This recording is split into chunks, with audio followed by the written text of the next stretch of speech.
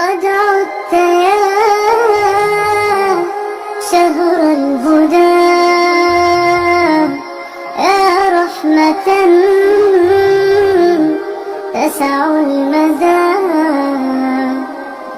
يا طهر قطرات الندى يا كل عالم للجمال. الحمد لله وكفى وسلام على عباده الذين اصطفى. أما بعد، عن أبي هريرة رضي الله عنه قال قال رسول الله صلى الله عليه وسلم: من صام رمضان إيمانا واحتسابا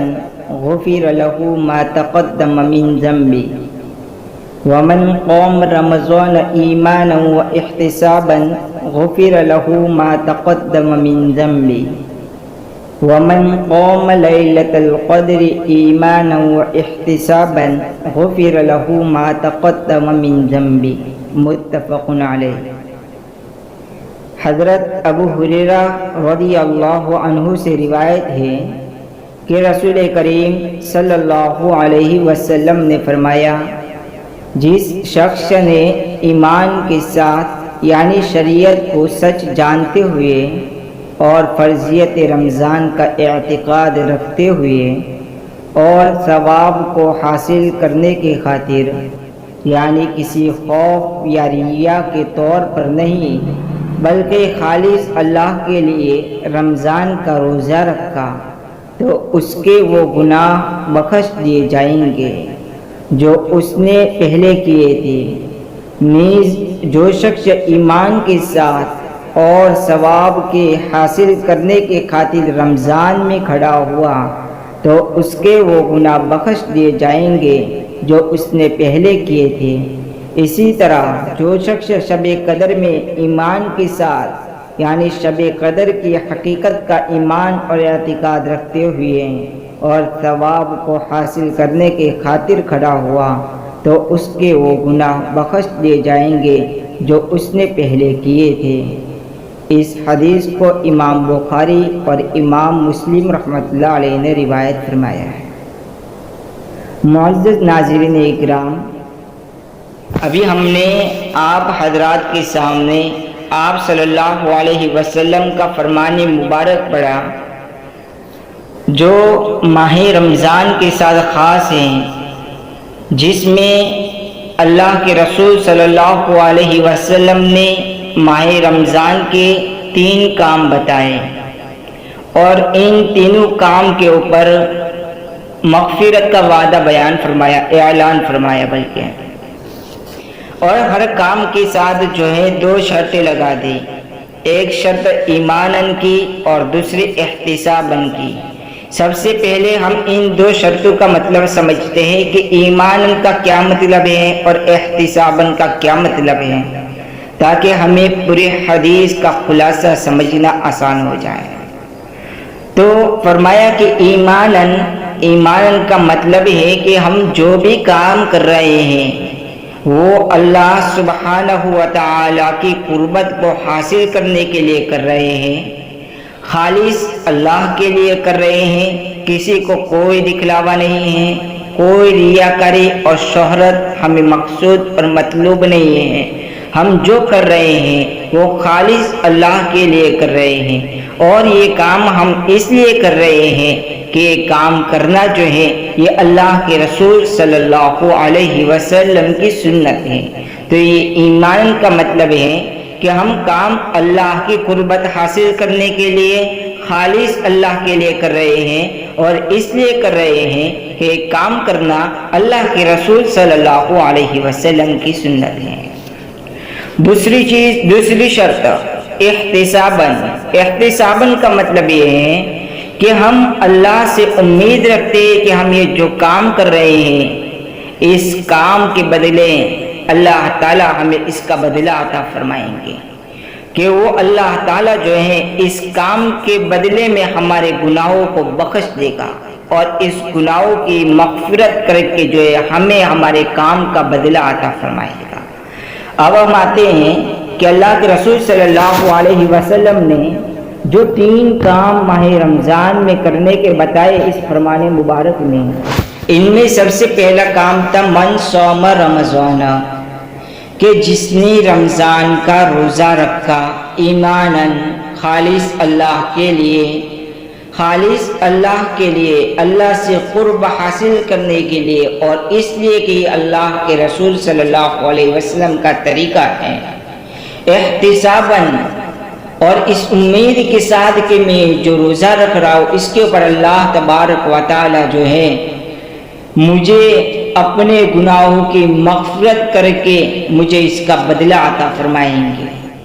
تو اس آدمی کے بارے میں اللہ کے رسول صلی اللہ علیہ وسلم نے فرمایا اس روزے دار کے بارے میں غفر لہ ما تقدم من ذنبہ، کہ اللہ تعالیٰ اس کے اگلے گناہوں کو معاف فرما دیتے ہیں۔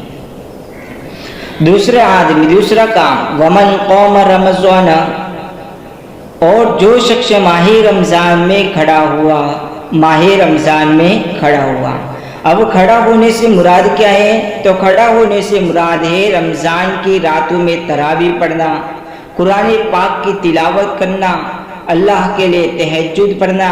اللہ کا ذکر کرنا، ہو سکے تو ہر رات صلاۃ التسبیح پڑھنا، اور اس کے علاوہ اور بھی بہت ساری عبادتیں ہیں۔ ان عبادتوں کے اندر مشغول رہ کر اللہ کی عبادت کر کے اللہ کے عبادت کا اہتمام کرنا، یہ رمضان میں کھڑے ہونے کا مطلب ہے۔ اگر حرم شریف میں ہے، بیت اللہ میں ہے تو طواف کرنا، عمرہ کرے، یا اسی طرح اور کسی عبادت کے اندر اپنے آپ کو مصروف رکھنا، اس کو کہتے ہیں من قوم رمضان، کہ جس نے اپنے آپ کو رمضان کے مہینے میں عبادت کے لیے قائم رکھا، ایمان و احتسابا، خالص اللہ کے لیے، اللہ سے،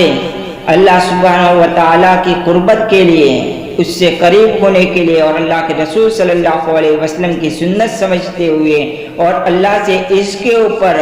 گناہوں کا بدلہ، گناہوں کی معافی کا ملنے کی امید رکھتے ہوئے، تو ایسے بندے کے اللہ تبارک و تعالیٰ مغفرت فرما دے۔ تیسری چیز اس حدیث کے اندر جو بیان فرمائی وہ ہے ومن قوم لیلۃ القدر، اور جو شخص لیلۃ القدر میں کھڑا رہا ایمان و احتسابا، ایمان اور اللہ سے امید رکھتے ہوئے، اللہ تعالیٰ اس کے گناہوں کی مغفرت فرما دیتے ہیں جو اس نے پہلے کیے ہیں۔ لیلۃ القدر میں کھڑے ہونے کا مطلب ہے کہ شب قدر، عبادت خداوندی اور اللہ کی عبادت کے لیے اللہ کے ذکر میں اپنے آپ کو مشغول رکھیں،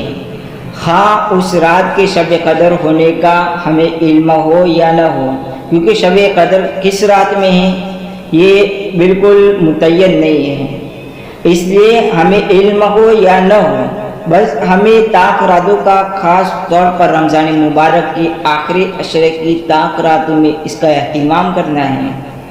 زیادہ نہ کر سکے تو بہتر ہے کہ پورے رمضان کریں، لیکن نہ کر سکے تو آخری راتوں میں، طاق راتوں میں کم از کم ہمیں اس کا اہتمام کرنا چاہیے کہ ہم اس میں صلاۃ التسبیح کی نماز پڑھیں، تہجد پڑھیں، اور اس کے علاوہ قرآن پاک کی کچھ پارے پڑھیں، اس کی تلاوت کریں، اور بھی بہت ساری عبادتیں ہیں، صلاۃ الحاجہ کی نماز پڑھیں، اور بھی صلاۃ التوبہ پڑھیں، اور بھی بہت ساری نمازیں ہیں۔ ان نمازوں کو پڑھ کر اللہ کا ذکر کر کے ہم جو ہے اپنے آپ کو جو ہے اس عبادت، اس ان راتوں کے اندر عبادت کے اندر اپنے آپ کو لگا دیں گے، تو انشاءاللہ تعالی جیسا کہ اللہ کے رسول صلی اللہ علیہ وسلم نے فرمایا غفر لہ ما تقدم من ذنبہ، کہ اللہ تعالیٰ اس بندے کے گناہوں کو بھی، اس کے اگلے گناہ بھی معاف فرما دیں گے۔ اب ہم سمجھتے ہیں غفر لہ ما تقدم من ذنبہ، جو کہ ان تینوں فرمان اور ان تینوں کاموں کے پیچھے اعلان کیا گیا کہ اللہ تعالیٰ اس کے اگلے گناہ معاف فرما دیں گے، تو اس کے وہ گناہ بخش دیے جائیں گے جو اس نے پہلے کیے تھے۔ اس بارے میں علامہ نووی رحمۃ اللہ علیہ فرماتے ہیں کہ مکفرات یعنی وہ اعمال خیر، یعنی وہ اچھے کام جو گناہوں کو ختم کرنے والے ہوتے ہیں، صغیرہ گناہوں کو تو میٹا ڈالتے ہیں، یعنی اس حدیث میں جو کہا گیا غفر لہ ما تقدم من ذنبہ، اس سے مراد ہے کہ ہمارے چھوٹے گناہ جو ہیں اس کی اللہ تبارک و تعالیٰ مغفرت فرما دیتے ہیں، وہ گناہ ہماری اس عبادت کی وجہ سے جو ہے صاف ہو جاتے ہیں اور ختم ہو جاتے ہیں، اور کبیرہ گناہوں کو ہلکا کر دیتے ہیں۔ کبیرہ گناہ جو ہے اس کو اللہ تبارک و تعالیٰ اس عبادت کی وجہ سے ہلکا کر دیتے ہیں، اور اگر کسی خوش نصیب کے نام اعمال میں گناہ کا وجود نہیں ہوتا ہے، یعنی اس کے نام اعمال میں گناہ نہیں ہے، اللہ والا ہے، اللہ کا نیک بندہ ہے، تو پھر یہ مکفرات یعنی نیک اعمال کی وجہ سے جنت میں اس کے درجات اور بلند کر دیے جاتے ہیں۔ سبحان اللہ۔ اللہ تعالی ہم سب کو عمل کرنے کی توفیق نصیب فرمائے۔ وآخر دعوانا ان الحمد للہ رب العالمین۔